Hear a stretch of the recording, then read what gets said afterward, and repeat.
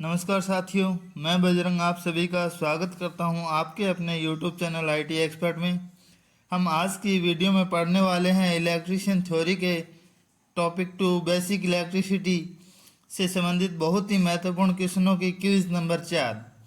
हमारे साथ जुड़े रहने और ऐसे ही एजुकेशन वीडियो देखने के लिए सब्सक्राइब कीजिए हमारा YouTube चैनल IT एक्सपर्ट। चलिए दोस्तों स्टार्ट करते हैं आज की वीडियो, जिसमें हमारा पहला क्वेश्चन है, धाराओं तथा वोल्टेज के जंजाल को आसानी से सरल करने के लिए कौन से नियम का उपयोग किया जाता है। धाराओं तथा वोल्टेज के नियम की बात वहाँ की जाए, यहाँ जंजाल मतलब एक लूप बन रहा है, उस लूप को सुलझाने के लिए जिस नियम का उपयोग किया जाता है उसके बारे में पूछा है। तो ऑप्शन ए ओम का नियम, ऑप्शन बी किरचॉफ का नियम, ऑप्शन सी जूल का नियम तथा ऑप्शन डी उपयुक्त सभी। तो मैं बताऊं, धाराओं तथा वोल्टेज के जंजाल को समझने के लिए किरचॉफ ने दो नियम दिए, जिसे पहला नियम किरचॉफ का धारा नियम तथा लूप या मेश का नियम, और उसके बाद दूसरा नियम है वोल्टेज नियम। इन्हें लूप का नियम भी कहते हैं। चलिए देखते हैं अगला क्वेश्चन। किए गए कार्य का मान निकालने का सूत्र क्या है। ऑप्शन ए बल बटे विस्थापन, ऑप्शन बी विस्थापन बटे बल, ऑप्शन सी बल गुणा विस्थापन तथा ऑप्शन डी बल गुणा दूरी। तो किसी वस्तु को एक स्थान से दूसरे स्थान तक बल लगाया और वह विस्थापित हो गई तो किया गया कार्य का मान बल गुणा विस्थापन होता है, जिसे F गुणा S। अगला क्वेश्चन, ओम का नियम लागू होता है। ऑप्शन ए केवल एसी परिपथ पर, ऑप्शन बी केवल डीसी परिपथों पर, ऑप्शन सी एसी व डीसी दोनों परिपथों पर तथा ऑप्शन डी इनमें से कोई नहीं। तो मैं आपको बता दूं, यहाँ एक ऑप्शन ये भी होता है भी ओम का नियम रेखीय परिपथों पर लागू होता है कि अरेखीय परिपथों पर लागू होता है। तो ओम का नियम एसी व डीसी दोनों परिपथों में लागू होता है तथा ओम का नियम केवल रेखीय परिपथों पर लागू होता है। अगला क्वेश्चन, पुश बटन स्विच का उपयोग सामान्यतः निम्न में से किसके साथ किया जाता है। पुश बटन जिसको दबाने पर वह सप्लाई चालू हो तथा दबाव हटाने पर वापस पहले की स्थिति में आ जाए, उसे पुश बटन कहते हैं। पहला विद्युत घंटी, जिसमें पुश बटन का उपयोग किया जाता है। ऑप्शन बी बजर, इसमें भी पुश बटन का उपयोग किया जाता है। ऑप्शन सी विद्युत लैंप, जिसमें पुश बटन का उपयोग नहीं किया जाता तथा ऑप्शन डी मोटर। मैं आपको बता दूं, मोटर के साथ स्टार्टर में भी पुश बटन का उपयोग किया जाता है। तो यहाँ मैं आपको बताऊं, विद्युत घंटी के बजाय बजर तथा मोटर में भी यहाँ पुश बटन का उपयोग किया जाता है। नाइफ स्विच अधिकतम कितने एम्पियर की धारा वहन कर सकते हैं। नाइफ स्विच यहाँ मतलब है जिस स्विच को एक हैंडल के द्वारा ऑन ऑफ किया जा सके, एक नाइफ मतलब चाकू की तरह। तो option A 60 ampere, option B 100 ampere, option C 400 ampere तथा ऑप्शन डी 1000 एम्पियर। तो 1000 एम्पियर की धारा वहन कर सके इतनी धारा तक नाइफ स्विच का निर्माण किया जाता है। तो ऑप्शन डी 1000 एम्पियर। अगला क्वेश्चन, चालक का प्रतिरोध किन किन पर निर्भर करता है, या चालक का प्रतिरोध किन किन बातों पर निर्भर करता है। ऑप्शन ए चालक की लंबाई, तो मैं आपको बता दूं, चालक का प्रतिरोध चालक की लंबाई के समानुपाती होता है।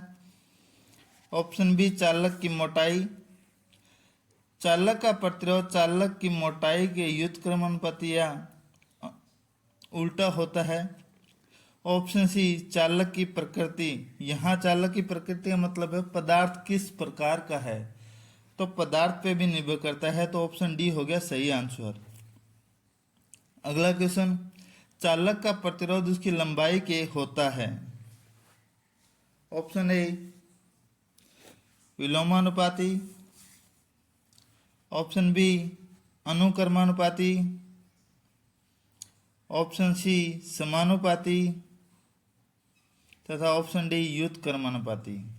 यहाँ पे चालक का प्रतिरोध उसकी लंबाई के समानुपाती या उसे अनुक्रमानुपाती कहते हैं। तो यहाँ हमारे जो ऑप्शन है वो बी तथा सी दोनों सही आंसर है। समानुपाती को ही अनुक्रमानुपाती कहा जाता है। अगला क्वेश्चन, विद्युत हीटर का तापक तंतु किस धातु का बनाया जाता है? यहाँ विद्युत हीटर का तापक तंतु मतलब जो क्वाइल लगी होती है उसके बारे में पूछा है। ए निकल का, बी कॉपर का, ऑप्शन सी यूरेका का तथा ऑप्शन डी नाइक्रोम का। तो मैं आपको बता दूं, विद्युत हीटर का जो एलिमेंट है या जो क्वाइल है वो नाइक्रोम की बनाई जाती है, जिसका कारण यह है कि इसका प्रतिरोध उच्च होता है तथा इसका गलनांक बिंदु भी उच्च होता है। ये सामान्यतः 1000 तथा 1500 वाट तक बनाए जाते हैं। अगला क्वेश्चन, यदि किसी चालक का ताप बढ़ाया जाए तो उसके प्रतिरोध के मान पर क्या प्रभाव पड़ेगा? प्रतिरोध तीन प्रकार, तापमान के आधार पर तीन प्रकार के होते हैं। ऋणात्मक ताप गुणांक वाले, धनात्मक ताप गुणांक वाले तथा शून्य ताप गुणांक वाले। यहाँ पे किसी चालक का ताप बढ़ाया जाए तो उसका प्रतिरोध कम होता है, जिससे प्रतिरोध बढ़ता है, जिससे उसकी चालकता घट जाती है। ऑप्शन ए सही आंसर। अगला क्वेश्चन, मुक्त इलेक्ट्रॉनों की बहुलता वाले पदार्थ क्या कहलाते हैं? ऑप्शन ए चालक, ऑप्शन बी अचालक, ऑप्शन सी अर्धचालक तथा ऑप्शन डी अधातु। जिन पदार्थों में मुक्त इलेक्ट्रॉन की अधिकता पाई जाती है उन्हें सदैव चालक कहा जाता है।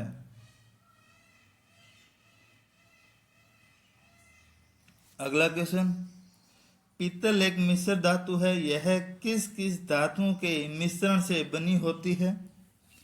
ऑप्शन ए तांबा और जस्ता, ऑप्शन बी निकल और क्रोमियम, ऑप्शन सी तांबा और निकल तथा ऑप्शन डी मैग्नीज और निकल। तो मैं आपको बता दूं, पीतल एक मिश्र धातु है जो तांबा और जस्ता के मिश्रण से बनी होती है। इसका ऑप्शन सही ए है। निकल तथा क्रोमियम मिलकर नाइक्रोम बनाते हैं। अगला क्वेश्चन, विद्युत पंखे में स्पीड कम या ज्यादा करने के लिए रेगुलेटर का उपयोग किया जाता है। यहाँ रेगुलेटर का कार्य क्या होता है? हम जब भी विद्युत पंखा ऑन करते हैं उसके साथ लगे रेगुलेटर को कम या ज़्यादा करने से उसकी स्पीड कंट्रोल होती है। उसका कारण यही है कि उसके अंदर लगे प्रतिरोधों को घटाया या बढ़ाया जाता है। तो यहाँ जो रेगुलेटर है वो एक प्रतिरोधक का कार्य करता है। तो यहाँ ऑप्शन बी सही आंसर है।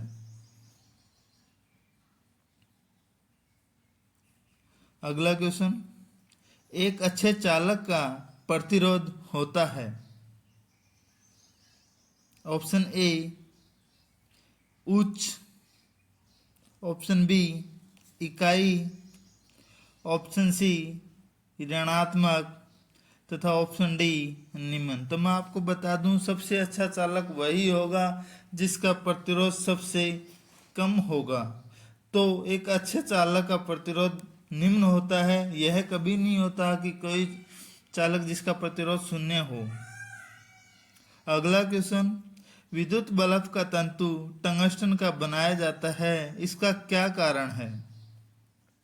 ऑप्शन ए इसका प्रतिरोध निम्न होता है, ऑप्शन बी इसका गलनांक उच्च होता है, ऑप्शन सी ये सस्ते होते हैं, ऑप्शन डी फिलामेंट आसानी से टूटता नहीं है। तो मैं आपको बता दूं, जो विद्युत बल्ब है उसका गलनांक बिंदु उच्च होता है, जिसके कारण ये हमें रोशनी प्रदान करते हैं। अगला क्वेश्चन, जब प्रतिरोधों को समांतर क्रम में जोड़ा जाता है तो निम्न में से कौन सी राशि का मान नहीं बदलता? ए धारा का, बी विद्युत वाहक बल का, सी प्रतिरोध का और डी धारिता का। देखो, जब प्रतिरोधों को श्रेणी समांतर क्रम में जोड़ते हैं तो धारा का मान कम और ज़्यादा होगा, प्रतिरोध का मान कम और ज़्यादा होगा, तो यहाँ विद्युत वाहक बल है जो अस्थिर रहेगा। अगला, फ्यूज तार की क्षमता निर्भर करती है।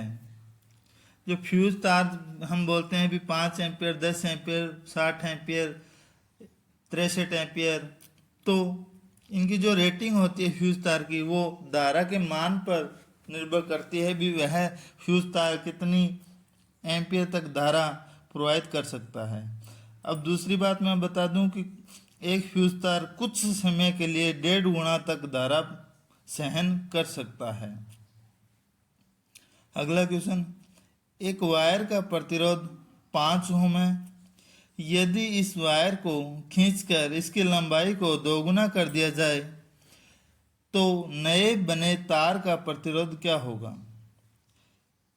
अब यहाँ 2 बातें निकलती है, एक तार को खींचकर उसकी लंबाई बढ़ाया जाए तथा एक तार की लंबाई बढ़ाई जाए। जहाँ शब्द खींचकर आया जाएगा तो उसकी लंबाई अगर 2 गुनी होगी तो उसका कटाक्ष क्षेत्रफल आधा हो जाएगा, जिसके कारण जो इसका प्रतिरोध है वह पहले की अपेक्षा 4 गुना बढ़ जाता है। तो ऑप्शन डी सही आंसर, 4 गुना, अर्थात एक वायर का प्रतिरोध 20 ओम हो जाएगा। अगला क्वेश्चन, स्विच को हमेशा जोड़ा जाता है। ए अर्थ तार के रूप में, बी न्यूट्रल वायर के साथ, ऑप्शन सी फेज वायर के साथ, तथा ऑप्शन डी तीनों में से किसी के साथ। तो स्विच को हमेशा फेज वायर के साथ जोड़ा जाता है। जैसे हमने एक लैंप को एक स्विच से जोड़ा तो लैंप को सीधा अर्थ तथा फेज स्विच के माध्यम से दिया जाता है। अगला क्वेश्चन, एक वायर वाइंड प्रतिरोधक किस मिश्र धातु का बना होता है? ए यूरेका,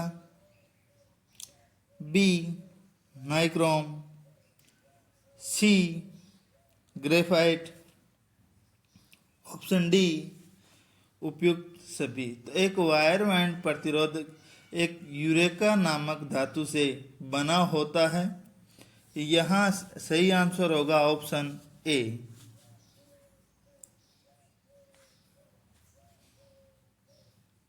अगला क्वेश्चन, चांदनी रंग की सहन सीमा कितनी होती है? सहन सीमा अर्थात इसे टॉलरेंस कहते हैं।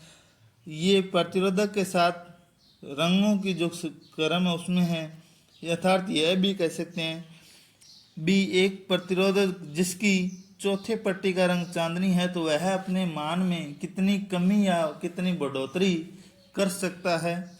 तो मैं आपको बता दूं कि चांदनी रंग की जो सहन सीमा है वो प्लस माइनस या 10% बढ़ोतरी हो सकती है तथा अपने मान में 10% की कमी कर सकता है। ऑप्शन सी इसका सही आंसर। आज की जो क्लास है हमारी वो यहीं पूरी होती है, जिसमें हमने 20 महत्वपूर्ण प्रश्नों को पढ़ा है। अगर मेरी वीडियो पसंद आई हो तो मेरी वीडियो को लाइक, शेयर तथा मेरे चैनल को सब्सक्राइब कीजिए। आज के लिए इतना ही, धन्यवाद दोस्तों।